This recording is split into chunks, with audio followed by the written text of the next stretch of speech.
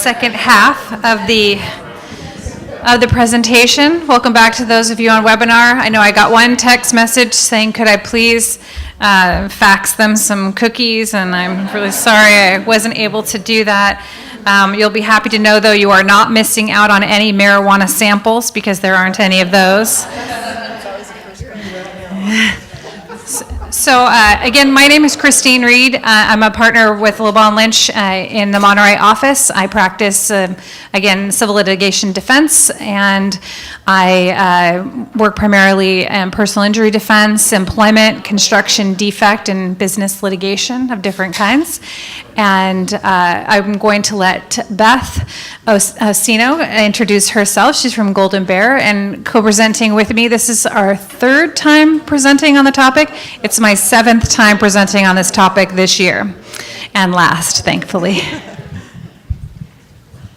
But we'll have to come back next year and give the update after January 1st. So as Christine said, my name is Beth Ossino. I'm the claims manager for Golden Bear Insurance.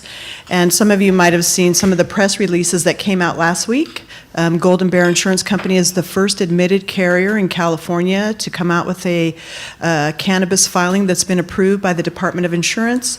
Commissioner Jones gave a press conference to let everybody know. We've been inundated, our company has been, with phone calls. So the claims team, which is in the back of the room there, stands ready to handle all the cannabis claims we hope will not come in in the near future.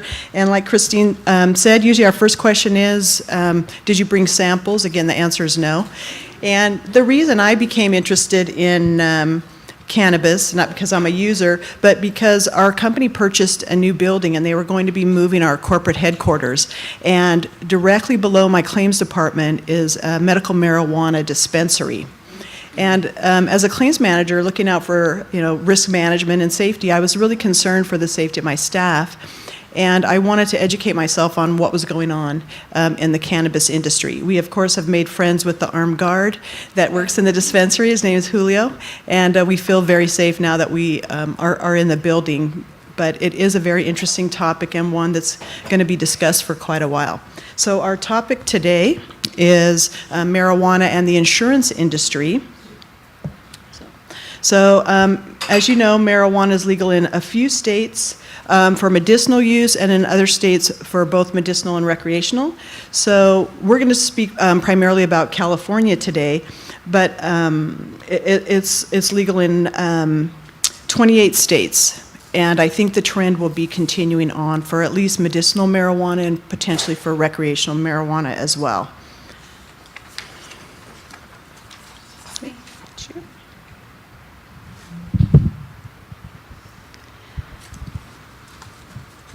So as I said, Beth and I put this on together a few times, and in the time since we last put it on together, I've added a couple slides, so we may have to have an argument over who's going to cover what, but we won't fight too hard. Okay. So this is kind of marijuana law 101. We're just touching the surface of various issues. We're not going into depth very much in any particular issue. There's so much to cover. There's hundreds of articles that come out every day on a vast number of subjects dealing with this, and it's hard to just stay up to date. So this is just kind of to highlight some of the issues so that if this is something important to you, you can have a starting point. So in November 2016, California went to the polls, passed the Adult Use of Marijuana Act. That is for recreational purposes. In 1996, we already had the Medical Marijuana Use Act that went through. So this is for recreational use. The recreational shops are going to be starting to open January 2018. And that's when all the claims are going to be coming into Golden Bear, probably. It legalizes the non-medical use of marijuana by persons 21 years of age and over. And you can cultivate six marijuana plants. That's 6 per residence, not 6 per 6 people in the house. It's and we'll show you a couple slides later which show the variations among the different states. It's not all the same in the different states that allow the non-medical use growth at home. There's a state regulatory and licensing system for the commercial cultivation, which is still under negotiation between the rules and regulations for medical and the rules and regulations for recreational. They are trying to combine them into one regulatory package, and that's ongoing right now.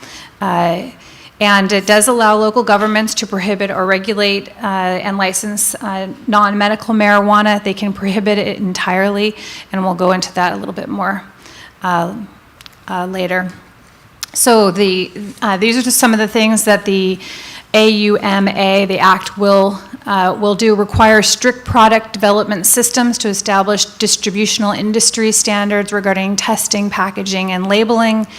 A fully transparent seed-to-sale tracking system, provision on the packaging of various types of information, including the amounts of milligrams and the critical chemicals, and also whether any pesticides were used during cultivation. Pesticides in marijuana are a big issue in many different fields, including workers' compensation claims.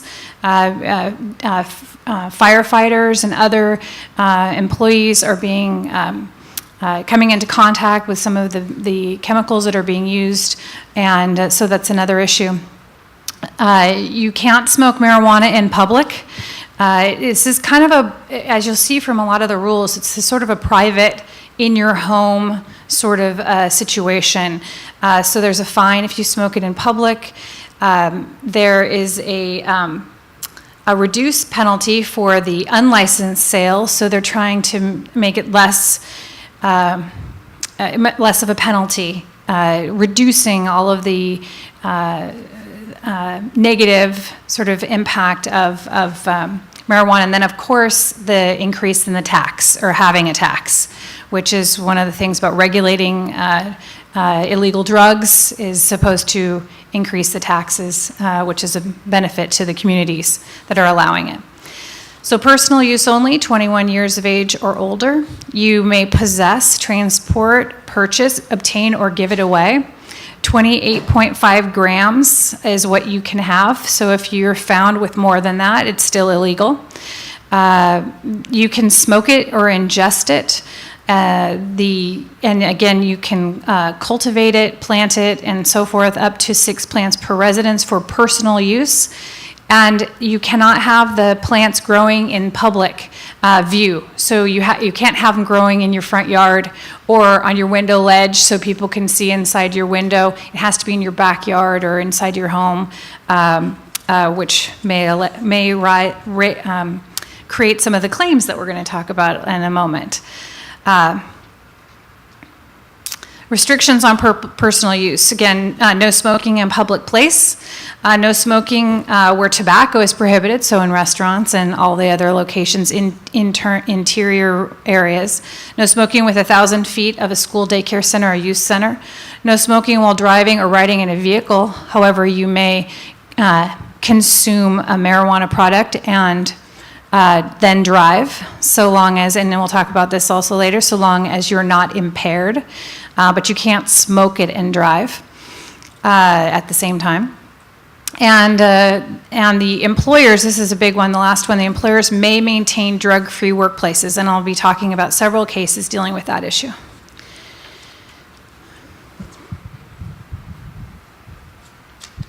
All right. Local governments may reasonably regulate but not prohibit personal indoor cultivation of up to 6 marijuana plants within a private residence. The question is, reasonably regulate is not really specifically defined, but it does include that you can cultivate within a greenhouse as long as it's not visible to the public, and then local governments may regulate or prohibit personal outdoor cultivation. So questions about personal cultivation. What are reasonable regulations? Well, we know that you're going to be allowed to grow 6 plants at your home, but the government could also require a cultivation permit with appropriate fees. You know, everybody has to get paid. requiring as a condition of the permit that you agree to let whatever governmental entity is overseeing the permit come in and inspect. They'll be looking to see if you have more than the 6 plant limit. They'll be looking to see if you're taking more power off the grid than you should be. They'll be looking for fire hazards, mold hazards, and any other building code violations.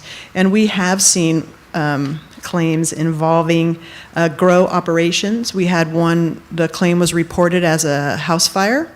And we went in there and started our investigation into the fire and found out it was caused because of the electrical that had been turned around for a grow operation in the house. And we've also had where tenants have gone in and turned the landlord's entire house into a grow operation, which had led to mold all throughout the house. So these are the type of claims that we might be seeing with the ability to grow. State licensing regulations of commercial operations, I think they're starting to take applications for the commercial licenses this month. I believe the process can take up to 90 days to get an application in California. So that process is going to be underway. So all non-medical marijuana businesses must have a license to operate. State licenses cannot be issued if it violates any local ordinance or regulation. The licenses are valid for 1 year. And if you have multiple locations, you have to have a separate license for each of those. So although the state says it's legal, cities and counties may make their own regulations that prohibit the delivery, the operations selling it, but they cannot prohibit the transportation of it across their state lines or city limits. And then the state standards are just minimum standards. There can be additional standards imposed by local governments. No, I think that's mine. Hold on. Then I talk about the cases. Yeah. So the question is, and you guys already know the answer because we said Golden Bear is the first admitted carrier covering the cannabis industry. But the question is, can you have insurance coverage for something that's still illegal according to the federal government? So the short answer is yes. Marijuana is still a controlled substance and illegal based on federal standards.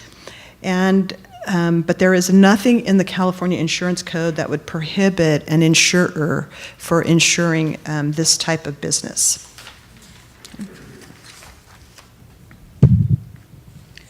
So staying on this slide for just a moment, the 2 cases that are cited at the bottom. So Beth told you that the answer was yes, but there's some kind of a bit of caveats to the yes.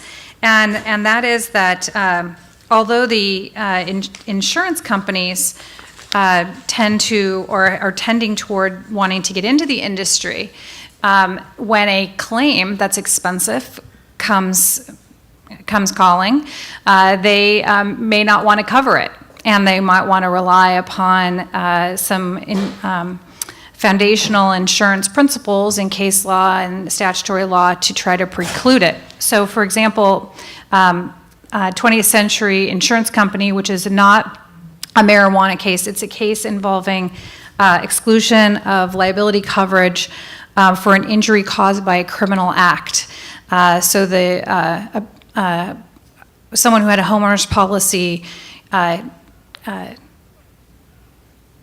attempted murder within the house, husband and wife, and there was a claim that was filed, a lawsuit that was filed for personal injuries, and there was a provision in the insurance policy that precluded coverage for intentional acts, for criminal conduct, and that was upheld by the appellate court.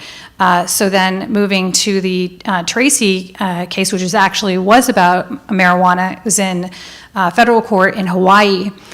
This was a case where the claim was attempting to make a claim for theft of marijuana plants that were valued at somewhere between $4,000 and $6,000 per plant, even though in Hawaii it was legal to have the plants, And there was the analysis was that it should have been covered under the policy, but because under federal law, it's still an illegal, it's an illegal substance, they held in Tracy that there was that it was acceptable to disclaim coverage because under federal law, it was still an illegal drug. Therefore, you can, yes. Let's have the microphone so the folks on the webinar can actually hear. Yes, sir. Okay, did USAA, like Golden Bear, expressly cover marijuana? Yes. Yes, they did. They expressly covered it. And they Well, still let me denied just it. say, it was a homeowner's policy that didn't exclude it. And therefore, arguably, there should be coverage for it. But then when they went to argue about the issue, they said, well, it's still illegal, federally illegal, and therefore you are able to disclaim coverage because you can exclude criminal acts.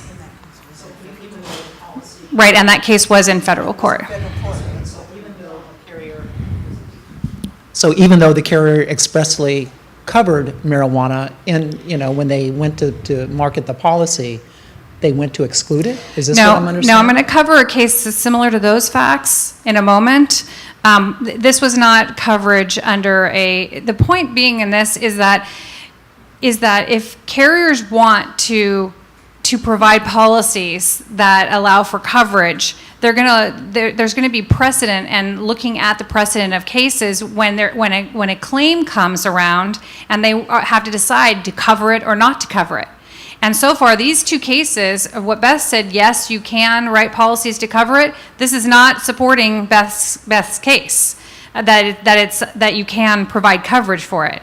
So then, but in the next in this slide, under Green Earth Wellness Center versus Attain Specialty Insurance Company, this is in Colorado, again, where it's legal. And there were multiple claims in this case, but the bottom line was that and again, this is in federal court. So same type of legal analysis could be made, but in this situation, they actually wrote a policy to insure a marijuana company. And therefore, when they were making this decision, they looked at the underwriting documents and that there was actual meeting of the minds that this was the type of business that was going to be covered. So you can't then argue later that it's illegal under federal law and we're not going to provide coverage. That was the meeting of the minds and the intent of the policy. And then they also said that the federal law ambivalence made the contraband ambiguous. What that means is that Obama, in the Obama administration, when this decision was decided, the expression of what was going to happen regarding marijuana violations was that they were not going to proactively go against marijuana-related claims or legal violations related to marijuana. So they combined those two things. You have underwriting documents specifically addressing the coverage of a marijuana and then the lack of the enforcement under federal law regarding marijuana claims, marijuana-related claims. So they held that the carrier could not disclaim the coverage under these circumstances. Okay. All right. So I can kind of segue in with what you were saying is how is marijuana covered under a personal lines policy? And we have paid for marijuana claims under a homeowner policy. We had a theft claim, I think a couple theft claims. And this is where it's covered in the special form under the homeowner, the plants, trees, shrubs, and other plants. And you'll notice the landlord policy has a similar language, but theft is not a covered peril. So if a person has 6 plants and their house burns down, those 6 plants are going to be covered unless it's specifically excluded. And Christine was saying, the average adult marijuana plant, depending on the strain, is like about $3,000 a plant. So it can be expensive if you're looking at covering all of the insured's potential loss. But the additional coverage under the homeowners, it does have a sub-limit. It says we won't pay more than $500 for a single plant, up to 5% of the coverage A limit. You probably could. Yeah, by endorsement. Or you could exclude marijuana altogether if you want, by endorsement. And then items subject to a sublimit. In the one of the claims we had, the theft of marijuana, the insured had some dried marijuana that he sold to local dispensaries. So you've got a sublimit of $2,500, a business personal property. So that can conceivably be covered. And then things that are affiliated with a home grow operation that are not subject to a sublimit. Marijuana seeds. There's some strains are so valuable, the seeds go for thousands of dollars. So if the insured has seeds that are damaged or destroyed, that could be included. Dried marijuana, grow equipment, and marijuana paraphernalia. So there's definitely marijuana issues when it comes to homeowners policies and landlord policies, and I think we're going to see more of that, where the tenants come in, start a grow operation, get evicted, and the insured's left with the home, and in some cases it's taken all the way down to the studs by the tenants.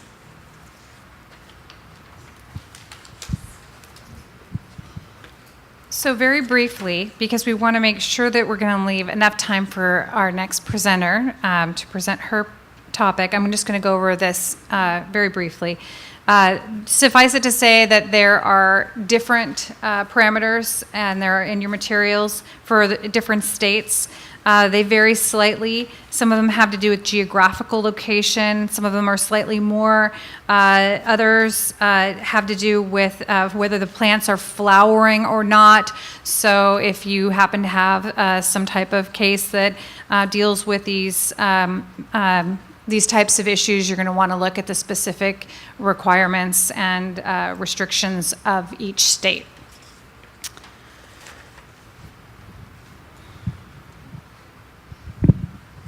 All right, so what type of insurance is going to need to follow the cannabis industry?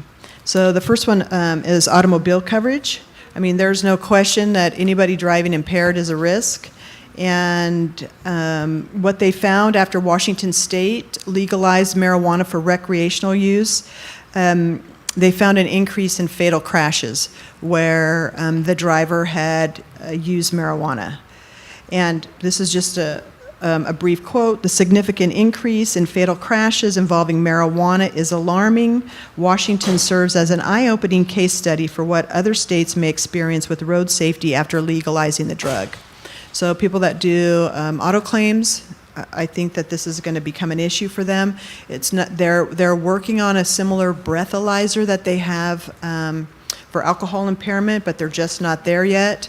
And the thing with THC consumption is everybody is different. If you've never used it before, it might affect you differently if you've used it on a regular basis. And to try to come up with a specific standard of what constitutes impairment is very difficult. Colorado has set a legal limit of 5 nanograms of THC per milliliter. The thing with smoking marijuana is that when you smoke it, that THC level goes up very quickly, but it also comes down very quickly. So if somebody's involved in an accident, but they don't do a blood draw for 3 hours, it might be kind of difficult to tell what their level of impairment was. And if people are writing auto policies, if you are arrested for DUI, it gets reported to the Department of Motor Vehicles. If you're arrested for drug possession, it may not be reported to the Department of Motor Vehicles. So how are you going to know if your insureds have a history of driving under the influence of narcotics? That will be something that underwriters will want to be looking at.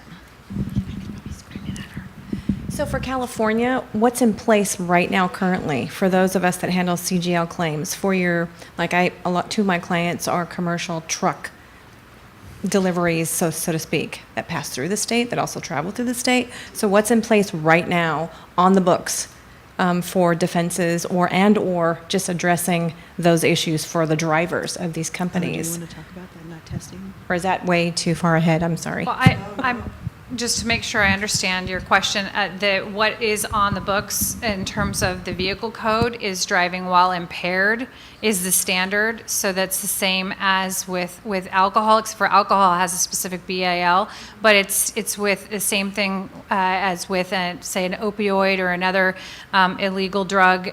It's going to be driving while impaired, and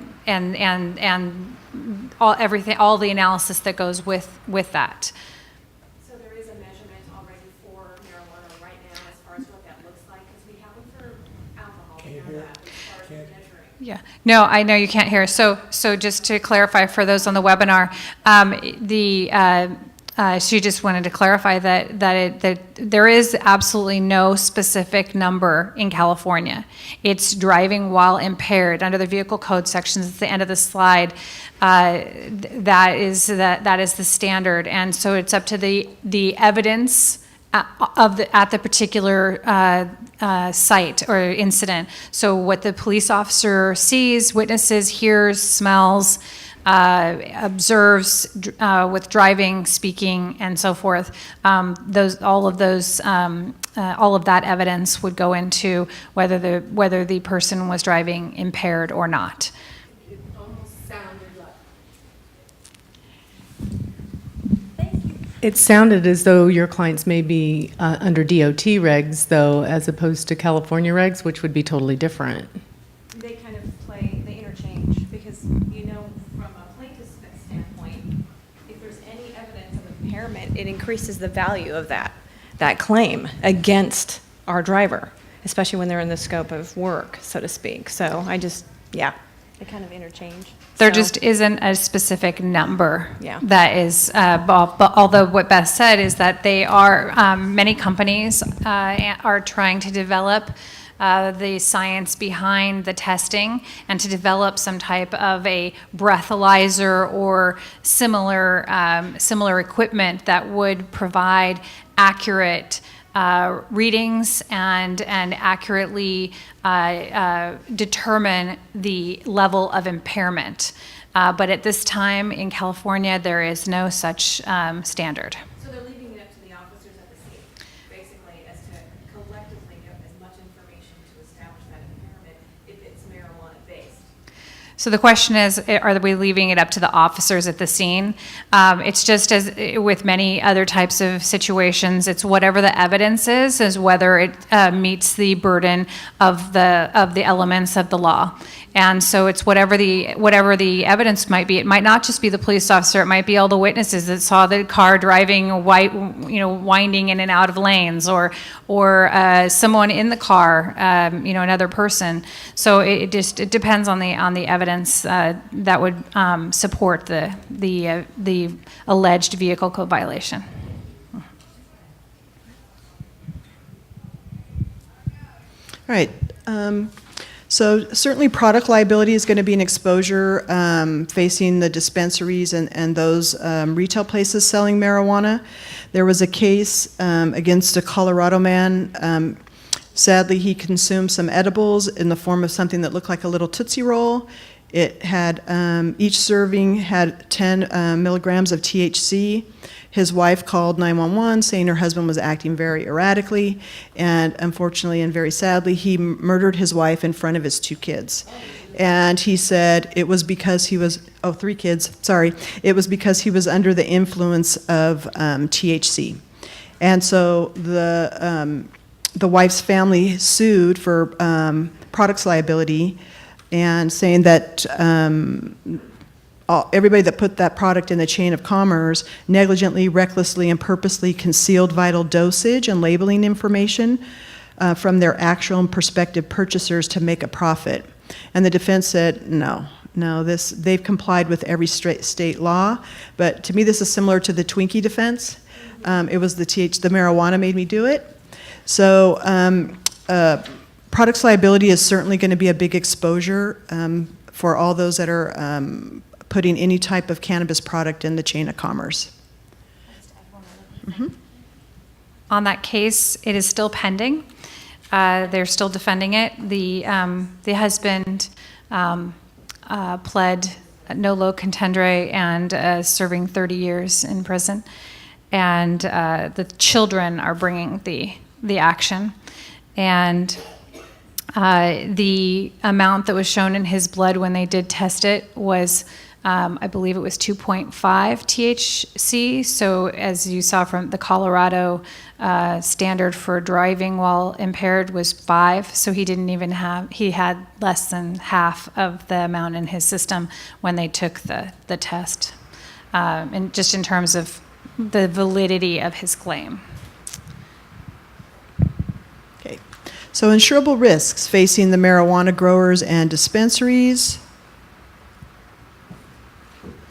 Right. That would be GL coverage with products liability coverage, property protection, business income, extra expense insurance, marijuana stock, marijuana crop, including live plants, workers' compensation, commercial auto, cargo coverage, money and securities, government actions coverage, vendors, special events. And this is something that Golden Bear is going to be dealing with, is that this is a pretty new product. And it's hard to have any historical data on claims and exposure, underwriting, any of that when you're on the cutting edge. So sometimes it's good to be on the cutting edge, but they also call it the bloody edge, and that's for a good reason. So maybe we can come back again and talk a little bit more about what's going on. But the conflict between the state and federal laws is definitely an issue. Back in 2015, Lloyd's was the largest insurer of marijuana dispensaries, and they elected to pull out of the market just because of the conflict between the state and federal law. So we're hopeful that moving forward that we won't have these problems.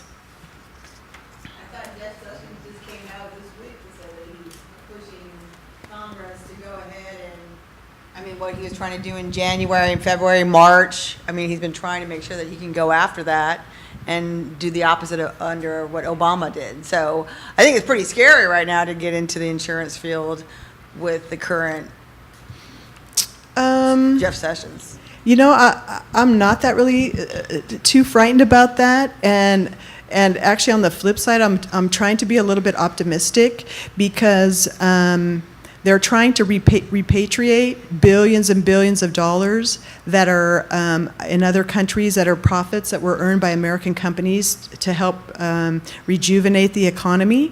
And there's millions and millions of dollars related to the cannabis industry that are just parked in warehouses. So I think it would be good to repatriate that money too. So I don't know. You're not afraid of the federal government coming in to disgorge your profits based on an illegal product? Well, so far we don't have any profits because we but I mean, it could be, but I think that the fact that Insurance Commissioner Jones, I mean, I know California kind of seems to want to do its own thing compared to everybody else, but this industry, I don't think with 28 states having it legalized, I don't think that they're going to be able to stop that train. I just don't. Yeah. I think one of the issues that Lloyd's had was running afoul of the federal banking regulations, and because banks are federally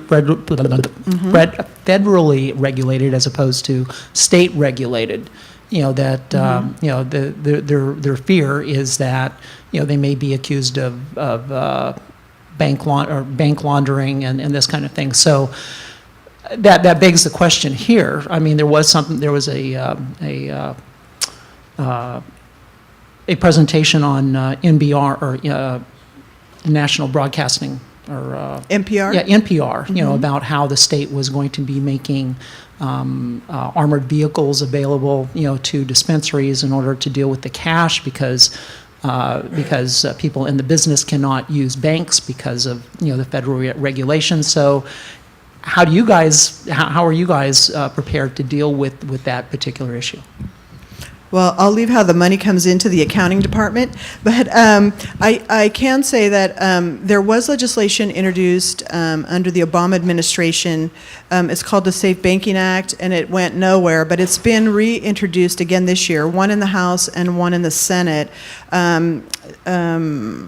Representative Perlmutter, who's a Democrat from Colorado, reintroduced the legislation. It's called the Safe Banking Act of 2017, or it's part of the Safe Banking Act of 2017. And what it would do is decriminalize banking, banks from doing business with those in the cannabis industry. And this was prompted by the murder of a security guard in an armed robbery in Colorado, because these certainly, and this kind of segues again, thank you for giving me all my segues this afternoon, but this segues right into this slide about robberies, because it is a cash business. There's so much cash on hand. It is oftentimes unsafe for the workers there. So the legislation has been introduced. It was in the House Finance Committee. It went to the House Judiciary Committee, and it's currently in the House Criminal, Homeland Security, and some other committee. So maybe eventually it will get out of committee and be something that's taken care of. I had a coworker who said that she was going to start the Bank of Mary in California so she could take everybody's deposit. So I don't know, maybe they'll find a way around it that's not FDIC funded to address that. But we'll have to wait and see what happens on that.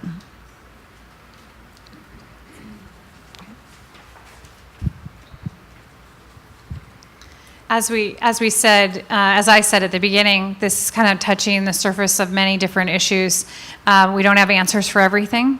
All these businesses, such as Golden Bear, having to go in, just choosing to go into an industry where there's some unknowns and risks, of course, is something that they're going to have to deal with. But as you saw from the Green Earth wellness case, Colorado is selling policies. There's many other carriers selling policies. They just happen to be the first admitted in California. So it would be quite a task that the federal government would have to engage in to try to deal with all of the businesses, insurance, and all the other industries that are getting involved in the marijuana business.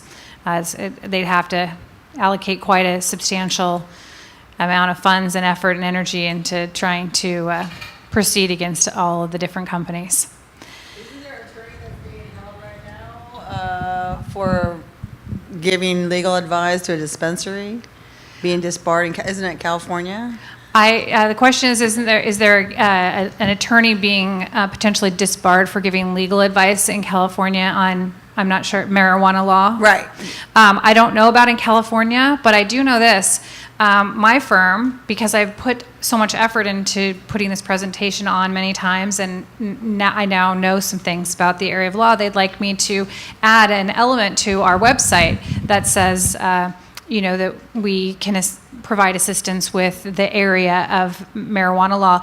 And so I did a little research into other law firms and issues, and there is a case in Ohio where, and I didn't read it in detail, but the general gist is that Ohio, in Ohio, they analyzed a law firm's website and what the lawyers were indicating they were offering in terms of legal advice, because if you're going to give legal advice to violate a federal law, then it's contrary to your ethics as an attorney. And so having to be very careful. Now, these are a lot of detailed legal arguments, but generally speaking, are not being enforced. If there is a case in California where some enforcement action is taking place, I'm currently unaware of it. But I would be interested in knowing about it. So if you would tell me, like, the name of the case or a website, I would really like to read up on it. I was just reading about it today when I saw that you guys were doing this today, and then I was like, oh, because I'm interested in it myself. But just with the federal government and then the state laws in opposition there, that he was picked up federally, and his case is still pending. I'll find that information for you and forward it to you. I'd be though. interested in it. Beth said it's not the first time she's heard it. It's going to be on a specific case-by-case basis, I'm sure, and what type of advice is being given, and to whom it's being given. So, all right. So, cute baby picture, bad parents. So again, the theme rolls on, the same theme, with the idea of the conflict between it's legal in some states, including California, and illegal federally. So this theme continues on with this topic, and this is the health and safety code that allowed ill Californians to be able to be prescribed marijuana as part of a treatment. And whether or not there's coverage for it under workers' comp, and how it impacts employers and employees' rights. So of the laws of the states which have medical marijuana, more than 50% prohibit marijuana use at work or provide that employers need not accommodate marijuana use at work. California is not one of those states. Actually, I need to reread that slide. California does prohibit marijuana at work, and does not require employers to accommodate. So we are the opposite on the other 50%. Some of the states that prohibit employment discrimination for employees who use medical marijuana are Arizona, Connecticut, Delaware, District of Columbia, Washington, D.C., Illinois, Maine, et cetera. So there are some states that prohibit employment discrimination. California is not one of those states. And in California, the general rule is that an employee can be fired for using marijuana illegally, and that the California Supreme Court has ruled that there is no general right to use medical marijuana, and an employee may be terminated for violation of drug-free workplace rules. That is the current state of the law today in California. However, in 4 states, they've enacted statutes to specifically protect employees who possess medical marijuana license and test positive for marijuana use. So these other states are going a different direction. In California, the current laws primarily protect the employer's right to keep the place of employment drug-free, should they so choose. And in fact, they can even, in this case, have a policy, Shepherd's versus Cole Department Store, they can even have a policy that allows for the use of medical marijuana, and then still rely upon the federal law to substantiate their termination of the employee, because that's what happened in this case. Even though California allows the use of medical marijuana, it upheld the employer's decision to terminate an employee based upon their use, regardless of why they used it. And it also gets into whether or not the use was while they were employed, or whether they, for example, used it on the weekend and then tested positive for it a couple days later. It didn't matter. They were still able to terminate based upon the use of marijuana. We have a question. I'm sorry. No, please don't apologize. So on the flip side of that coin, employees, that are subject to other folks that are using it. So for instance, like Sunday, a person is using, and they come to work the next day. Because of the gray area I'm hearing as far as the levels, how it affects everyone differently, the employees that are working with folks that may be utilizing it, that are affected if something occurs between that person who is using and another employee, and that employee gets hurt, and then files a workman's comp claim, because they'll assert that they're aware that this person's using. And you know what I'm saying, what I'm getting at? I'm trying to be real delicate. We're going to get to that in just, yeah. You are. You guys are great for segues, and you're just keeping us on our toes. We really appreciate it. You're asking great questions. Ross versus Raging Wire Telecoms is a 2008 case. Supreme Court in California found that there's no fundamental public policy regarding employers to accommodate marijuana use by employees. And that is the consensus on all the rulings in California regarding employment discrimination, that there's no right to be free from being terminated or negative employment action based upon the use or the discovery of use of marijuana. However, it's different in different states. In Connecticut, this is actually a recent case that my associate Nelson found the other day. This is a case, it's a little bit not particularly regarding discrimination, but it held that an arbitrator did not violate a public policy by reinstating an employee who smoked marijuana in the workplace. So he smoked marijuana during the workplace, and there was an arbitration. And instead of upholding a termination, the arbitrator decided that the employee could be reinstated. And so they appealed that decision, and it was upheld that the arbitrator did not violate public policy simply by allowing that employee to be reinstated. And then in another case in Connecticut, held that an arbitrator did not exceed his scope of authority under a collective bargaining agreement by ordering reinstatement. We don't have a ton more time, so I'm going to race through these slides quickly. Again, in Washington, same as California, does not allow employees with marijuana prescriptions to sue their employer for wrongful termination. In New Mexico, the same result due to the fact that it's still illegal under federal law.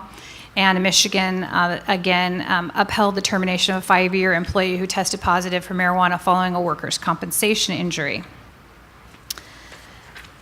And getting to the workers' compensation area, workers' compensation is not liable for compensating an injured worker where the injury is caused by the intoxication by alcohol or the unlawful use of a controlled substance of the injured employee. So that goes to your issue. If there's you don't think that's your issue? Tell me your issue again. I think that those things probably have to happen and then be presented before a court. So really Wait, if you don't mind speaking into the microphone, I would appreciate it. Thank you. I'm sorry. No problem. Talk to these things, and I forget. I'm sorry to the people in the back. I guess in situations that I'm referring to, when it's an employee versus another employee that is utilizing marijuana, and there's a physical altercation and that person gets hurt that isn't using, I guess those kind of situations probably have to be case by case and be presented before the court to apply how that might work with regards to what's already in place for workman's comps, considering there's probably a lot of definition and application of that definition for each individual case. So if I go to work on Monday and I know that my coworker is using, not that I have anything against it, but if they're using actively the day before, which is a Sunday, and there's an altercation where that person's use of it affects their ability to, like the gentleman that unfortunately killed his family, even though he was less of the amount that makes sense as far as an argument that he wasn't under or intoxicated, say that person comes and punches me in the face or something to that effect while we're on the clock. So I think that my question is probably just better addressed when those cases get presented before the courts to apply the level of intoxication, et cetera, because I would go ahead and say, this is a workman's comp claim, he broke my nose. You know what I mean? So I think it's real probably intricate and very delicate, right? Under that circumstance, it would be a workers' comp covered claim. However, if the person who wasn't under the influence or tested positive for marijuana was injured also, it wouldn't be covered under workers' compensation.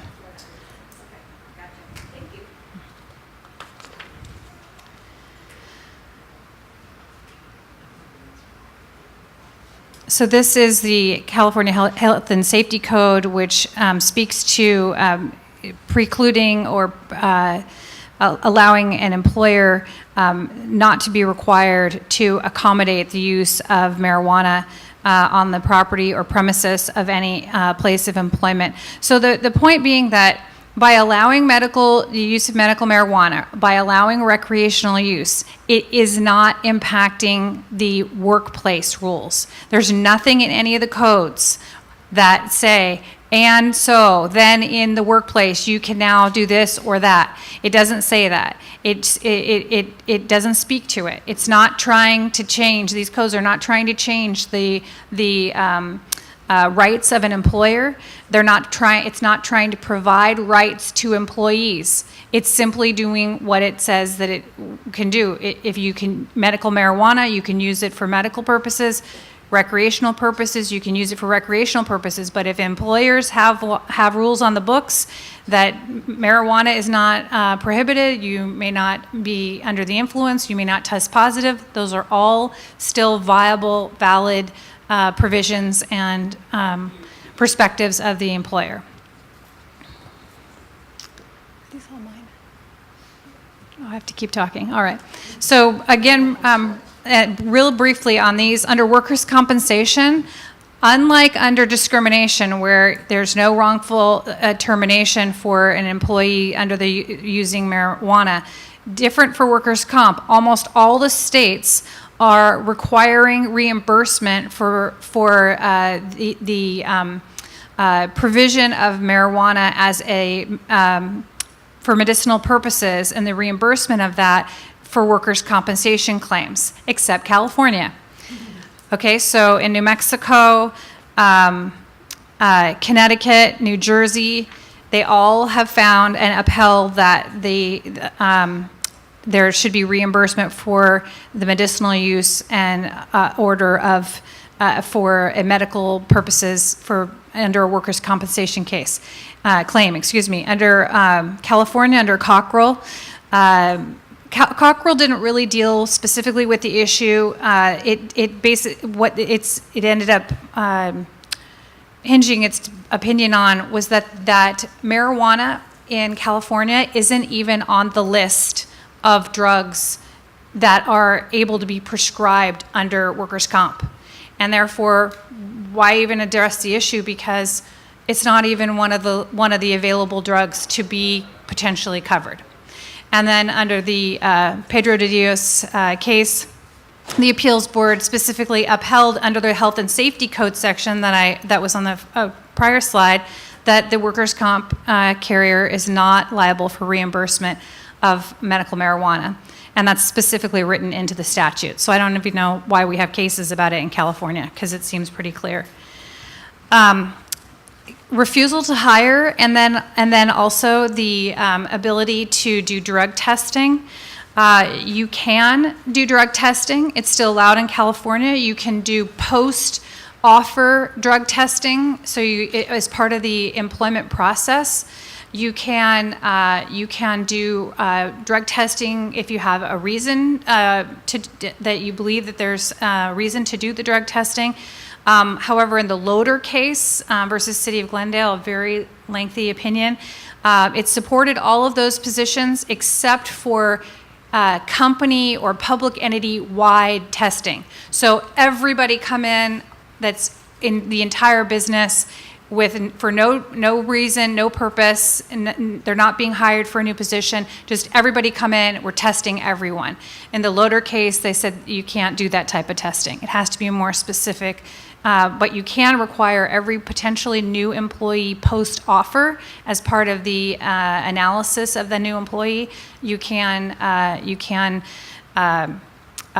do that under the Loader case, and that case is still good law. I read a statistic that said that hiring employees, this was back in the 90s, but hiring employees that tested positive for marijuana use at the time of application for employment had extremely high levels of workers' comp claims, and you name it. All the percentages were way up in terms of all of the things that negative that an employee might do while being employed. And so I think it's still very important to have the ability to do the testing so that you can have the most productive workforce that you can have. The last issue is under Cal OSHA. This is something new. When you have an accident, you can't just have everyone tested. You have to have some type of a rationale, a reasonable rationale to require the testing. Because, if everyone is involved in an incident, they get tested, and then there's no relationship to the actual causation of the incident. They're saying that is, how do you say it? It's contrary to public policy in terms of maintaining employees, and there's no actual basis for just testing everyone that was in the vicinity. So there has to be some type of a rational basis to engage in testing the employees after an incident. Any questions? Questions? Please, if you do have questions, please ask Beth or me via email. Give us a call. We'd be happy to answer any questions. And we may be back here next year doing this again with updates, and wish Beth's company well with all those issues that everybody outlined. And so I would like to now introduce our next speaker.